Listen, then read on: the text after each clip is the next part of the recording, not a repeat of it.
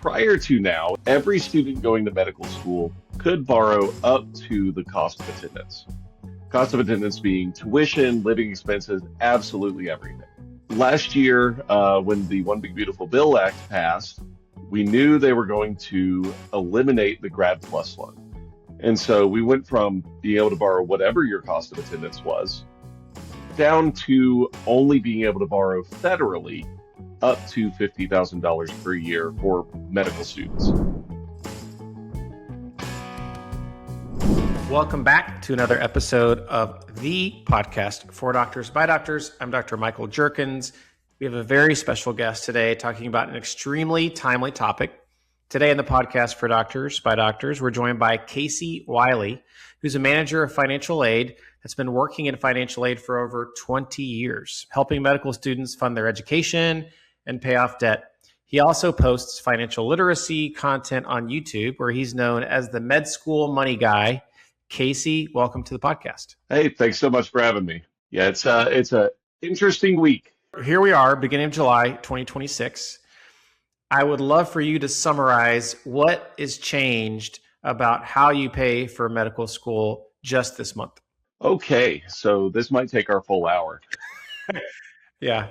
So what we're looking at, and just to kind of set the stage, prior to now, at least for the last about 20 years or so, every student going to medical school, provided they met the federal regulations, could borrow up to the cost of attendance. Cost of attendance being tuition, living expenses, absolutely everything. Well, last year, when the One Big Beautiful Bill Act passed, we knew this was coming. We've had a year to kind of prepare for it, but we knew they were going to eliminate the Grad PLUS loan. And for medical students, that's been really the lifeline. A lot of schools, you could use your direct unsubsidized loan to pay for tuition, but the Grad PLUS kind of covered any remaining tuition and all your living expenses. And so we went from being able to borrow whatever your cost of attendance was down to only being able to borrow federally up to $50,000 per year for medical students and other professional programs. But, medical students are the ones that I work with. And so, with that, for my resident students, say at my school, for example, we're seeing a $25,000 per year reduction in what they can borrow. For my non-residents, which students at my school only have to be a non-resident for 1 year, they're looking at a $70,000 reduction for that first year in what they can borrow, that they've got to fill that gap some other way. And where are you seeing students that need to fill the gap, the Grad PLUS gap? Where are they going to find that money to pay for school? For our students, we're kind of sending them out almost a little bit into the ether. We are not what's called a preferred lender list school. There's a lot of regulations that go into when a school can make a recommendation. And our school, our main campus, is not one of those schools. So we have to send the students out with some good advice, but they're going out and they're looking on national listservs. They're getting these loans from private education lenders, which, the market has really blown back up in the last few years. Good gracious, about 10 years ago, the market was down to maybe 2 or 3 lenders. And now each student is coming in with 2 to 3 offers from different lenders these days and able to make some comparisons. So as a med student, for me, I was obviously under the Grad PLUS regime, and I borrowed up to what I needed to and not $1 more, hopefully. Smart. Yep, tried to. Didn't always make the best choices, but I tried to. But now this really applies to those in their first year, right? So if you're in your second, third, fourth year of med school, you still have access to Grad PLUS through basically the rest of med school, correct? For most students. And it's not going to be every student. And actually, I've been working with a few students today, and we're trying to come up with some plans for them. But what we're looking at is students have what's called a legacy exemption status. And that lasts until you either graduate or hit the end of what's called the minimum expected enrollment. So for medical school, typical medical school, minimum time to graduation is 4 years, 8 semesters. So if a student has repeated a year, if they've taken an extra semester for whatever reason, they may be hitting the end of their legacy status before they hit their actual graduation. Do we expect that to be a majority of students? No. But for those students that are hitting that, it's going to be very significant. And then, like you already said, every incoming student is going to fall under these regulations as a new borrower. Um, Understanding, of course, the Department of Ed uses the term new borrower in a really different way than most of us would think in regular English. Tell me what's different about how they define new borrower than the rest of us. Yeah, so the way I would normally think of it, if you're telling me new borrowers, I would say, oh, well, that's someone who's just never borrowed before. And historically, it's either been that or someone who's just never borrowed at this level. Now, a new borrower is anyone who's A, never borrowed, so like we would expect, anyone who's borrowing for the first time at the med school level, but also anyone who loses their legacy status for whatever reason is still classified as a new borrower. And so they would, fall under those new regulations, albeit students in that last category, the ones who borrowed previously that have lost legacy, are new borrowers with a significant amount of loans that they've already borrowed. Got it. And I think one of the important things here you mentioned is the $50,000 cap per year for professional school, which would be medical, dental, vet, a few others. But what we're going to see, and I'd love for you to dive into this, is in the future, there will be people who are hit by the aggregate limit. So if you went to an expensive undergrad, my understanding is there's a chance you go into med school day one and you actually don't have any federal loans that are available to you because you've already hit the lifetime limit. Is that correct? So it's going to be unlikely for a student coming in from undergrad, but we could see this with a student coming in with graduate level loans. So we're working with actual two limits here. The first one is the aggregate limit. Aggregate limit is $200,000 for professional programs, the ones you've already mentioned, $100,000 for graduate programs that don't meet the professional definition, and $57,500 for undergraduate.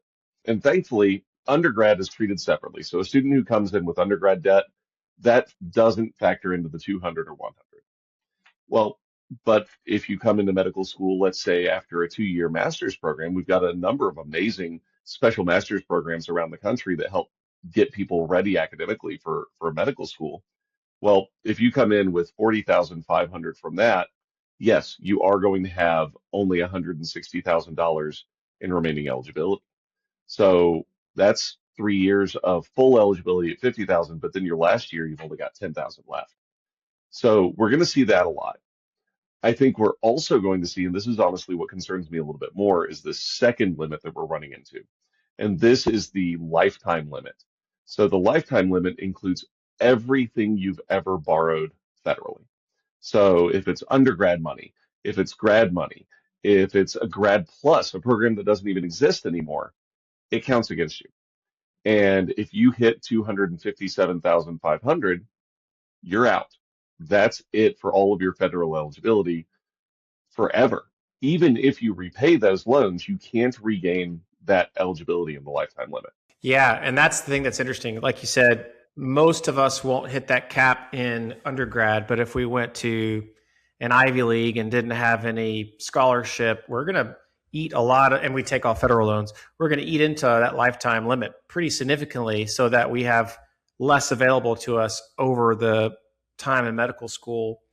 And I think the important thing, and I would love to hear your thoughts on this, we see this is especially in that time of our careers as doctors in training, not a lot of us necessarily have experience with credit. So it's not uncommon for a medical student to have low or even no credit score. And when you go to the private market, it's not like you just apply for a loan and everyone gets approved. It's not that. I mean, obviously, you know that.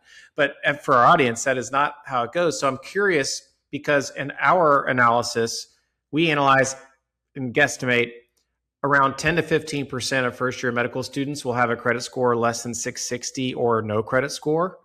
And that's a big problem, right? Because they might not be approved for that $25,000 or $50,000 extra. How is your school and how are schools across the country handling that population? When it comes to that population, it's probably the population we're most worried about. There's only so much we can do at this point, especially looking at my class that starts literally orientation this week as we're recording this. And they're going to come in. I don't have access to see who all's been approved for their loans yet, for the private loans. There's only so much I can do this early on. Now, last year, so I get to meet with every single incoming student, every single student who applies to the school. I get about 30 minutes with them as part of their interview day. It's something we've been doing pretty much since the school started a good while ago. And with that, I've been telling them to be working on their credit, but they've had a year. Future classes, we're going to have more time with. We just had a meeting in New Orleans with the NAAHP. It's a health professions advising group. And one of the things we talked to them about was to, start working with your students very early on their credit, as early as they start college, and bring in people to talk to them about. Those students later on are going to get that advice. They're going to have that time. For this group that's coming in, the advice that we can give them is pretty limited. It's do absolutely everything you can on your credit to build it and to make it better, but also be looking for credit-worthy co-signers, someone who's going to be willing to co-sign on this loan for you, understanding that that means they're standing surety for that if you don't pay it, they're responsible. And so making sure that you're having those good, honest conversations, because that's how they're going to get some of the better interest rates, which I will say I've been impressed with the interest rates this year. A lot of them are coming in well below even the federal loan interest rates, which has been a good thing, even though repayment wise, a lot of times the federal loans still end up being the better option. The rates are being good on the private loans so far. And that's fixed and variable. You've seen pretty good rates. So my general rule of thumb is to focus on the fixed rates. And with those, I've seen down into the 3% range. And the highest I've seen from a student is about 7.5% from those students that have asked me to take a look at their offers. And all of those would fall under the federal rates for this year. Yep. And to your point, in the repayment differences, obviously no income driven repayment plans in the private space and no public service loan forgiveness. I would love to hear, because we obviously know a lot about the rules, but what I don't know is what are the schools doing to prepare for this for the future? I know you talked a little bit about the counseling now and trying to help build credit, but what are some avenues you think the schools holistically across the country are doing to try to deal with this change and make sure students are able to pay for medical school? Yeah, so what we've been seeing is more and more schools are looking into preferred lender situations where they can work with a particular set of lenders and maybe get some preferential products for their students, similar to something like the AAMC set up with a lender. And so we're going to see that, I think, more and more. And even schools that this year are saying, hey, it's too fast for us to do, a lot of those schools are starting to look at that information and at the possibility for next year to set up some of those types of agreements and making sure that they're crossing their T's and dotting their I's on that. I think in addition to that, we're going to start building more and more robust training for these incoming students. And AAMC's done a good job on this. They've got an amazing financial literacy team with the FIRST program. And they've already started putting out content specifically on building credit and things that students need to think about. In addition to just, hey, focus on the academics for getting into school, you should also be focusing on doing this for your credit. Make sure you don't make these common credit mistakes. And we're building those out at the school level as well and trying to get that out to everyone. It's unfortunately in some ways just going to be an education piece that a lot of us are going to be doing for these students, but it's important. It's good information. They need it anyway. My school, for example, we normally do a real big financial literacy push in May. Well, now I've flipped that, and that's the very first thing we're doing in the year is we're talking credit. How do you build your credit? How do you understand credit? If you're going to have credit cards, how does that work for you? Because under Grad PLUS, having no credit was actually a boon. It made you an easy applicant, and you would automatically get approved. Now you have to have good credit to get approved. And so we want to make sure that those who don't have it can get it, and those who already have it can maintain that good credit. Walk me through the timeline of someone who is either accepted to medical school now and has to get approved for a private loan, or someone, let's say, that's already enrolled as a first year, has to figure out their private loan situation for the following. What is your recommended timeline of when a student or applicant should shop for a loan and potentially accept a deal? Specifically looking at like our school, we start mid-July. So I recommended to students that by the beginning of June, they're getting their loan offers, that they've worked on their budget through the month of May. They've even tried to live off that budget if they can. And they've determined what they're going to need from those private loans by the end of May, so that as of June 1st, they could start doing those applications. Because by the time you get to that point, most lenders will honor a credit check that they've approved the student from June 1st to mid-July. We're within a 45-day window. We're good to go there. We don't usually see lenders have a time frame that's further out than that. And so far it's been working pretty well. I have had a few students that emailed me over the last week that haven't still started the process. And will they be okay? Probably by the time our bills are due in August. So they go live in mid-July. They're due in August. We'll be able to get those students in. It just may make them a little nervous because it'll be closer to the beginning of August. Because the process for certifying a private loan is, quite frankly, just more difficult than certifying a federal loan. Federal loans, the systems are built to handle. The private loans are a little bit more manual. That's how I got my start in financial aid, over 20 years ago, was processing private loans. And you would have to log into the different systems, go and do that whole process manually. We've got two major systems, so there's only like two you really have to deal with for the most part now. But even still, it's a much more manual process than the automated federal process. Gotcha. And what I have heard from other schools, and I'm curious on this timeline, let's say it's July and you're a school and you have a accepted student, or maybe it's next year, a first year going into their second year, and they're not able to secure approval or a private loan. But how are schools handling those who can't get approved for a private loan? And that's honestly the question, because we haven't really had to face it yet. For our students who are continuing, I think a lot of schools are going to do what they can to bend over backwards. Students that are losing legacy status in, say, their final year of school, they're going to bend over backwards. They're going to get those students graduated. For students who are coming in under this new regime of loans, for lack of a better term, I don't know that there's going to be money to help them in the terms of gift aid. And so there may not be much that schools can do. I know there's a lot of attention on the idea that this OB3 bill will reduce tuition. I don't know that that's the case. Like, I've looked at the books at our medical school, and we're not exactly pulling a profit. We're not making money. We're probably losing a little bit of money each year, if I had to guess. We don't have the extra free money that I could turn around and scholarship a student who isn't able to secure a loan. It doesn't exist. I think we're going to see attrition rates go up as students unfortunately have to leave, or they take a leave of absence to work on their credit for a year, which is going to change graduation rates at the 4-year and 5-year level. I think schools' hands are going to be tied on this. Yeah. And how do you think over time that could change the workforce, the physician workforce, if only certain demographics are able to actually financially secure their medical education? That's going to happen. We're going to see those who can afford to not enter the private loan market will still go to medical school. I think there will be changes. Like, we've been making good strides nationwide in terms of having doctors that represent their populations.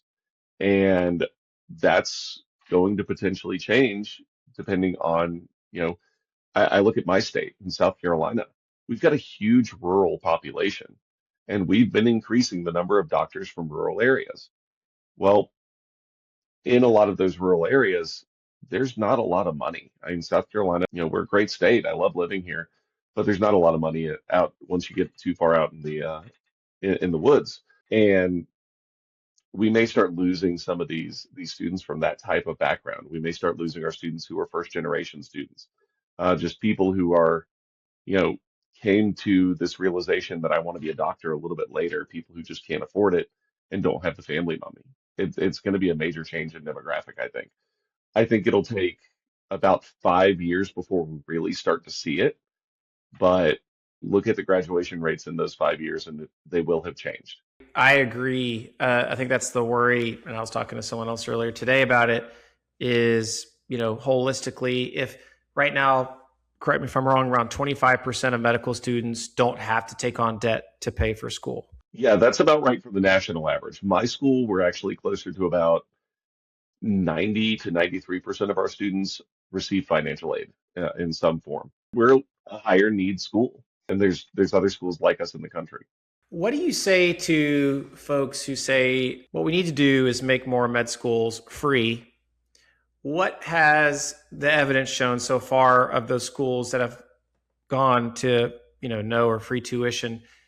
Have they had good results on making sure that their workforce and students are reflective of the rest of the population where they need to practice? I think for the most part, it's just too soon to really tell. Leaving out the Uniform Service Academy, who's always been tuition free, the only other schools I'm aware of are relatively new to this and at best are graduating their first or second class right now. And we haven't really seen much data come out on it. Now, would I love to be a tuition free school? Absolutely. If you look on the front door of my office, our dean, we do like Christmas wish notes every year, like, and we hang them on the trees and around the school. Well, our dean put, we want to be a tuition free medical school, and then I would love that. But when I look at the numbers on that, at 110 students per class at our tuition, we're looking at nearly 400 million that we need to raise to do that.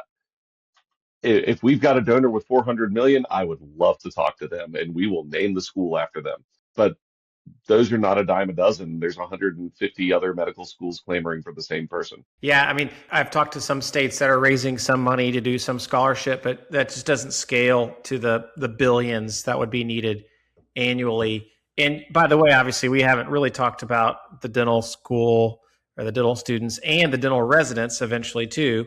So the dental specialists are going to be, I mean, they're already graduating with $600,000 of debt sometimes, orthodontists and pediatric dentists, et cetera.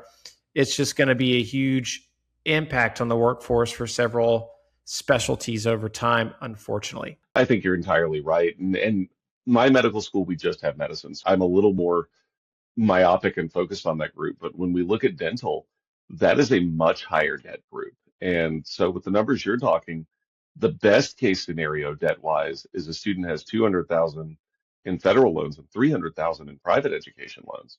What does that look like for repayment? As especially in dentistry, you're a lot of times buying into a practice, or if you're setting up your own practice, what are you doing there? How do you afford to take on that debt on top of the dental school debt? Exactly. And like you said it nicely, because I think over time, of course, people are going to have more private debt versus federal. Walk me through how you advise medical students and or residents, if you talk with them, how that weighs their decision to pursue public service loan forgiveness. Obviously not right now, it's not impacting people yet, but once people that are graduating medical school have more private loans, how should that affect how people are thinking about PSLF? I will say one of the good things that came out of this bill in terms of like financial aid is the new repayment assistance plan. It sets students up in a really good place. And I actually have students who graduated this year who didn't have to, but who are going to go into this repayment plan because of the benefits it offers. And for someone who's going into residency, let's say even right now, and they're not certain if they want to do PSLF or they're not certain what kind of a job they're going to get. Maybe they're going into anesthesia, which has a lot higher occurrence of private practice. Well, for them, they can go into this RAP plan, make their minimum payments, and the government is going to subsidize the remaining part of their interest. So on top of that, they're going to pay off $50 per month of your principal. So we're never going to be in these situations like we have been really the whole time I've been practicing financial aid, where your balance is higher at the end of residency than when you start. We know now it's actually going to be at least slightly lower. Well, that's going to keep public service loan forgiveness as an option and allow students to pursue that at least further into their medical career before they make that final decision. So they're not going to pigeonhole themselves with an additional $60,000 to $70,000 in interest debt by the time they finish residency because they just didn't know. Long story short, public service loan forgiveness, I think it's going to stay around. I think it's going to still be a good option for a lot of students. I think it's just not going to be as beneficial as it used to be. We won't have these situations where a student is able to get $300,000 forgiven anymore. I think the cap we're going to see is a student will have $150,000 at the absolute most forgiven. And then they will have been paying off their private education debt on the side with that. Where are you getting the $150,000 number? Because if if the lifetime limit's 257, couldn't they get that whole amount forgiven as currently stands, how PSLF is written? I think you absolutely could. I just think it's going to be less common. The majority of students come in with minimal debt. Like our average incoming class debt among borrowers only is about $20,000. That holds pretty true around the nation for medical school. And that's only of our borrowers that come in with debt.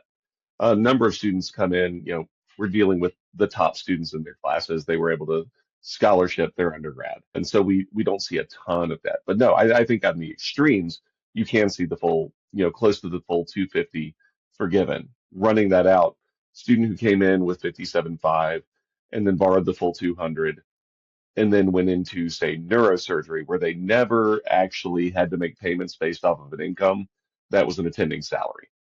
Well, yeah, they're probably still paying off about 25 to 30, maybe $40,000 across their time in those 9.5 years of residency, and then the rest gets forgiven. And so that person will probably see about $240,000 forgiven as the absolute max in that situation. I don't think that'll be the norm, though. I think for the most part, we see 3 and 4 year residencies as the typical, up to 5. And then they're paying 5 years as a resident, 5 years as an attending. So they're paying off a larger chunk of this debt by the time that they get to loan forgiveness. I'm curious on what is your advice to those starting residency now or in residency now with the RAP plan available to them? This is going to be really general. This is one of the reasons why we actually, at my school, I do individual meetings with every single graduate. Everyone who borrows meets with me one-on-one because the plans are so specific. But if I had to generalize the advice, I would say if you are 100% certain you are going to do public service loan forgiveness, you're going into a field where there are almost no private for-profit practices. Like, OB, we see the least amount of private for-profit practices. They exist, certainly, but they're just not very common. Well, then I would probably consider remaining in the income-based repayment plan, the older repayment style, because that will stick around for you. It's the only one that was created by federal statute, not by a Department of Ed action. And so that IBR will remain for those students. If there's any uncertainty as to whether or not I want to do public service loan forgiveness, or if I want to do if there's a chance I go in private practice, well, then I'm probably looking at the RAP plan. The payments under IBR tend to be lower, but if there's any uncertainty, I want to save that money on interest. And you're taking a risk there to save the money on interest, but the risk is pretty minimal. We're seeing that payments under RAP, once you cross $70,000 in income, is where they start being higher under RAP than IBR. And when you hit that, you're looking at maybe a $30 to $50 a month difference in that payment. And you can absorb that in your time during residency if there's any of that uncertainty. Interesting. And to get in the weeds a little bit more, some people take the strategy where they opt out of the deferred 6 months after graduation and just jump right into repayment. How are you advising people or students graduating on that 6-month window of deferment for their federal loans? Yeah, so with that 6 month window, it kind of depends on what their plan is. If they're IBR, you're probably stuck with taking the 6 month grace period, because if you do a consolidation is a new loan. New loans only qualify for RAP.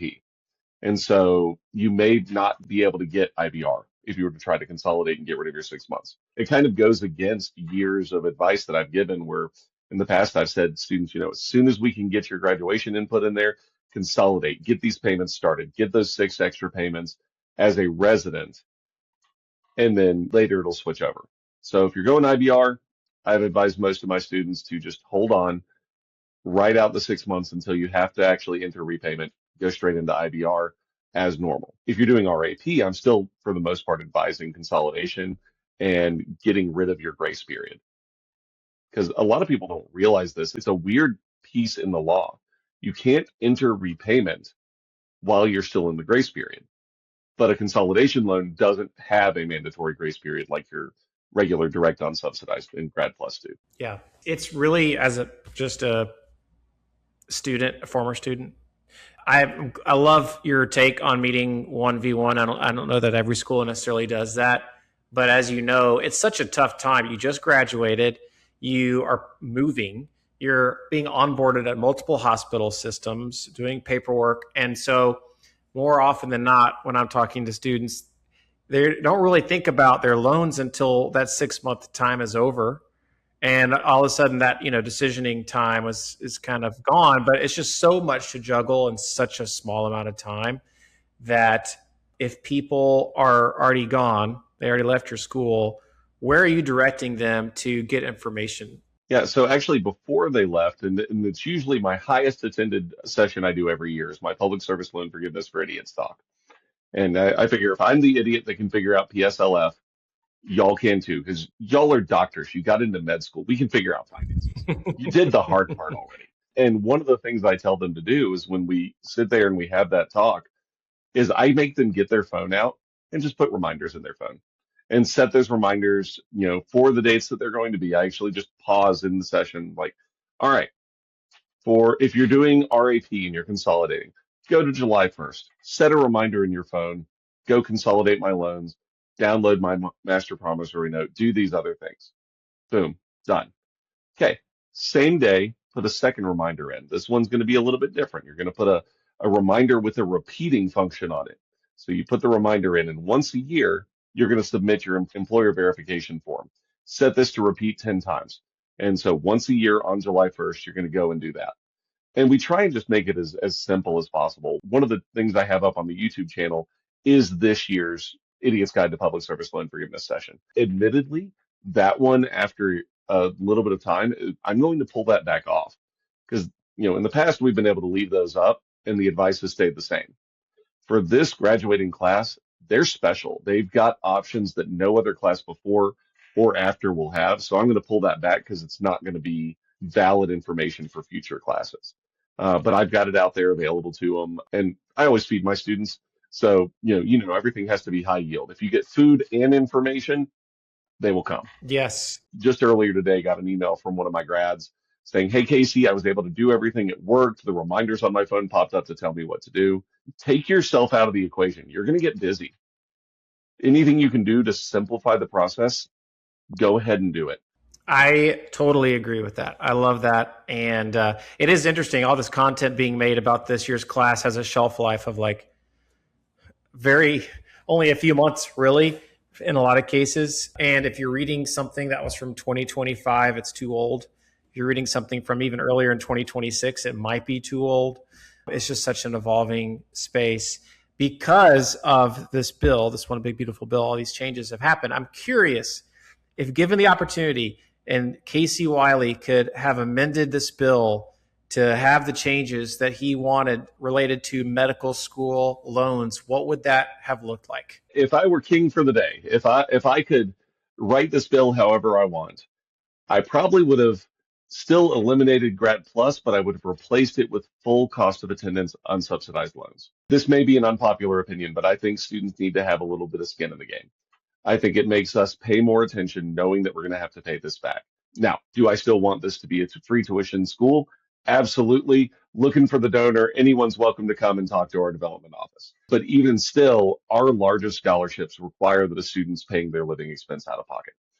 So what I'd like to see is the ability to borrow up to cost of attendance if needed, but with just the unsubsidized loan program. And for me, that's also in part just a little bit selfish. It keeps the full cost of attendance borrowing, but it simplifies it because we only have to deal with one program now. Yeah. So if that's the case, I'm curious on how do you counter if someone says, hey, we needed these caps because med school got way too expensive. It was free money for the schools. They jacked up the tuition. It was rising faster than inflation over the last 10 years. How do you counter that line of thinking? So I think when you actually look at it, the cost of tuition, when averaged across inflation, has not been going up at the same rate as inflation. in the last 10 years. Now, if we go full on historically, all the way back to like the foundation of the GI Bill in the 1940s and 50s, yes, absolutely, that kind of holds true. But the last 10 years, my school hasn't increased tuition once. And despite that, we've had to absorb state mandated raises, which admittedly, I'm not complaining about getting my raise. I need it because life's gotten more expensive. The actual driving factor on the borrowing for our school and for most schools that I've talked to has been the inflationary pressures on the cost of living side, not the tuition amount. You know, our goal is to get our students out of here with as little debt as possible. We don't want to charge them tuition. Every decision we make, we look at in terms of if I spend this money, I'm taking X number of money from that student's tuition to do this. We don't want to do that. We want to keep that as minimal as possible while still doing the best darn job that we can and making the best doctors that we can. At the end of the day, it's inflationary pressures, not the cost of tuition that's been changing. When I first started here, 14 years ago at the medical school, our tuition wasn't drastically different than it is right now. But my cost of living for my poor students has gone up over $10,000 from where it was back then. That's a full 30% increase for these students. Tuition has not changed 30% in 14 years that we've been open. Yeah. So do you think that this bill will result in schools actually lowering their tuition than what it is currently? I truthfully don't. I don't think any schools are really running any sort of a profit. I think we're barely making ends meet with where the tuition is. You have to look at what we're having to fund. Like, I'm professional staff. I'm the cheaper end of an employee for a university. But, we're paying doctors to teach future doctors. To buy y'all's time is expensive because you could otherwise be seeing patients. And y'all are going to provide the best possible education for the third and fourth year, the clinical years. Well, we also want the best possible teachers for our didactic years in the first and second year. Well, PhDs, biomedical science faculty, to get ones that are really good is not the cheapest thing in the world. And medical school classes just can't be huge. It's an unfortunate part of it is that it's a little bit of a numbers game. The larger you make the class, the more faculty you're going to need.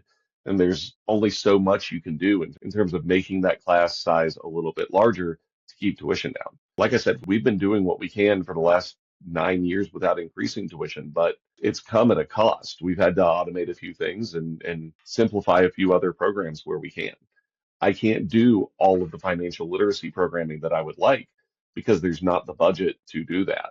We're going to have to make those cost decisions. Yeah, it's tricky. I know physicians who did a great job with financial literacy in medical schools, but eventually it doesn't last because ultimately it doesn't generate revenue, right, for the school to teach the students from a MD perspective on financial literacy, if that MD could be seeing patients or operating, et cetera.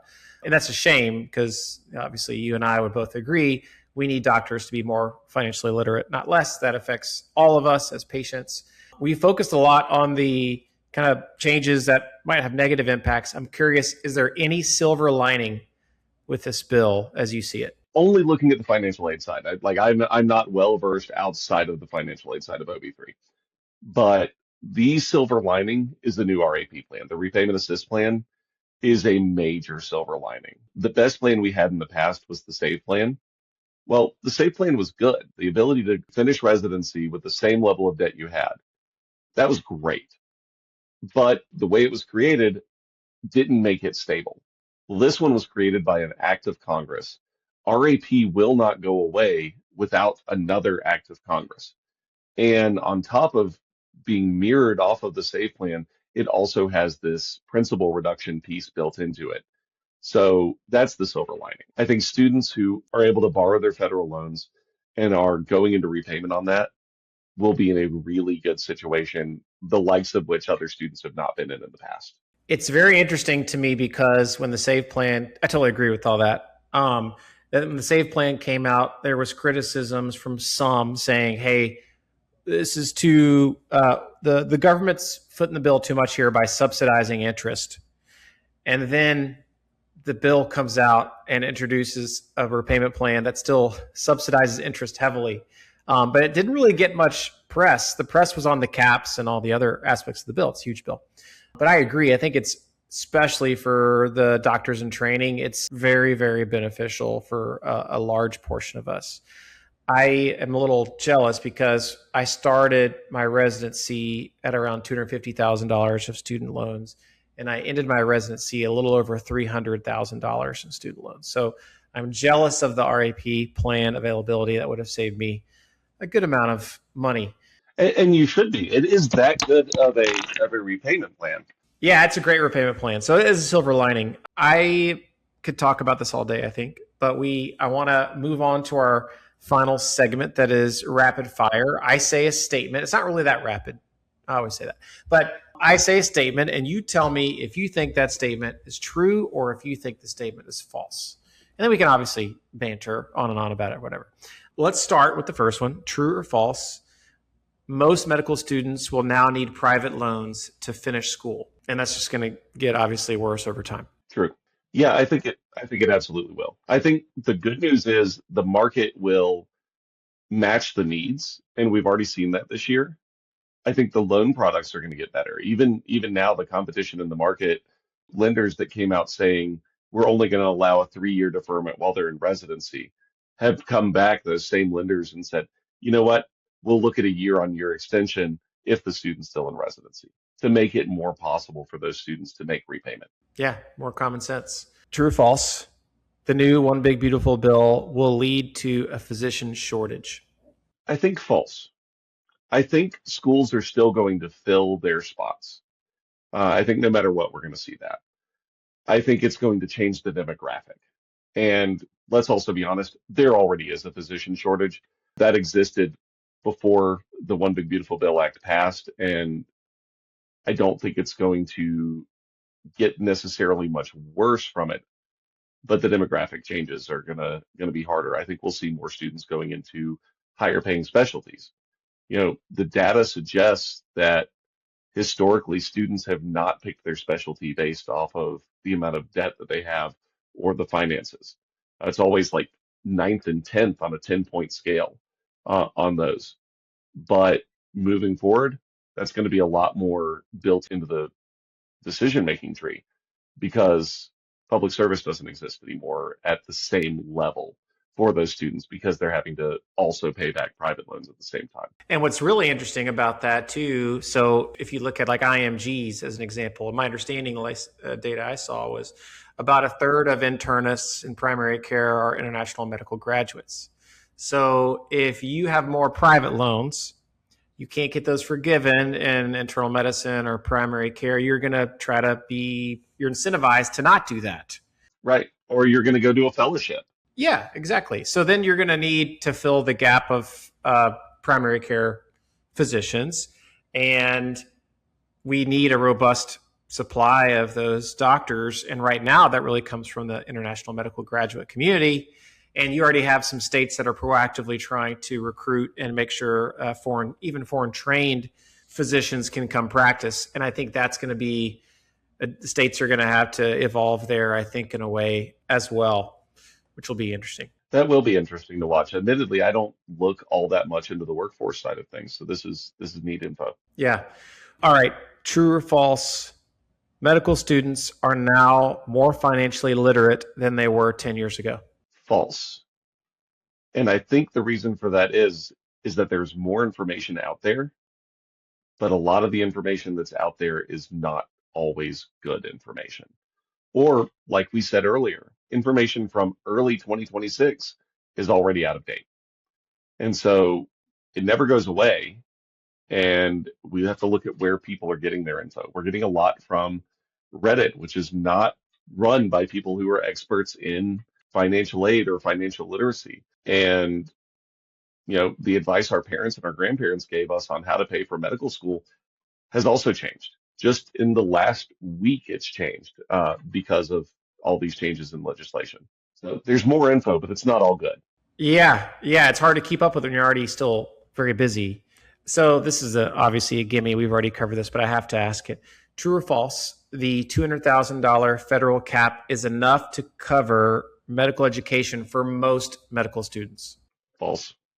I think it's enough to cover tuition at most schools, but we also have to eat and have a place to lay our head. Yes, those are important things too. Well, Casey, I appreciate all the work you've done educating medical trainees, not just one-on-one, but you do it one-to-many. We're going to have you talk about YouTube here in a second. But we ask every guest the same question at the very end of each podcast, which is, what is one thing that you have changed your mind about recently or changed your opinion on recently? Ooh, this is a tough one. It's a hard question. This is going to be very specific to a trip that I just came back from. And it's that, yes, you should add a little bit of dry sherry to your turtle soup if you're in New Orleans at the Court of Two Sisters. That is the most niche change in opinion that we've had on the podcast. Congratulations. Well, at the end of the day, I'm a foodie. My second job here at the medical school is I get to help teach a culinary medicine class. And so food is always one of the most important things to me because we all have to eat. And food is where culture happens. It's where life happens, is around the dinner table. And it was always a major part of my growing up. So to me, almost everything comes back to food. Where'd you grow up? So I grew up just here in the upstate of South Carolina, but to a Slovak and Italian family on one side, and then kind of a good old Southern family on the other side. So we've had a very varied, dining experience growing up. I bet. Well, let me ask you this, since you brought up New Orleans and you're from South Carolina, which is a better food town, Charleston or New Orleans? I'm going to go out on here and I'm going to say neither. Greenville is the better food town. Wow. Greenville, South Carolina. Really? You think Greenville is better than New Orleans? Yes. New Orleans has the best Cajun food. Let's be honest. It has the best Cajun and Creole food. But here in Greenville, I can get almost anything, and it is spectacular. We have the best falafel place I've ever been at Pita House just down the road from here. We've got some of the best Thai places, some of the best new American places, places like Lazy Goat doing amazing work. We just got our first Michelin star here in Greenville recently. And I love the fact that if you want to learn how to cook, we have our own culinary institute here in Greenville. And as regular like civilians, we can go take one-off classes, or we can go get a whole culinary degree. Greenville's become, shockingly, a huge foodie town. Wow, I have given me a lot to think about, Casey. I did not expect that answer. I am from Memphis, so I love our food. It's not the healthiest of foods, but New Orleans is my favorite food city. No, but y'all do a good dry rub barbecue up there. I mean, you gotta love it. Yeah, we have great food. It's just none of it's good for you. And it's very hard to be a vegan, I think, in Memphis. But I digress. You, like I said, do lots of education. Thank you so much for being on the podcast. I want to give our listeners a chance to know, where can they find more of you on the internet? So if you want a little bit more of me, although heaven help you, I don't know why you would, you can go find me. I'm the Med School Money Guy on YouTube. Go to YouTube, put Med School Money Guy in the search bar. It'll pull up the recordings of the sessions that I do for my students for the most part. Admittedly, there's some older cooking videos on there. One of my favorite food cost saving hacks is to buy a whole turkey when they're at 25 cents a pound. And, from there, I've got a 5 minutes how to break down a whole turkey so that you can break it into multiple different meals, and, a couple of other recipe ideas and a couple of things that we've tried over the years, just as a way to save money. Med School Food Guy could be your other handle. It just doesn't roll off the tongue as well as Med School Money Guy. No, it doesn't. Well, Casey Wiley, thank you so much, and I appreciate your time. My absolute pleasure. Thank you so much for having me, Dr. Jerkins.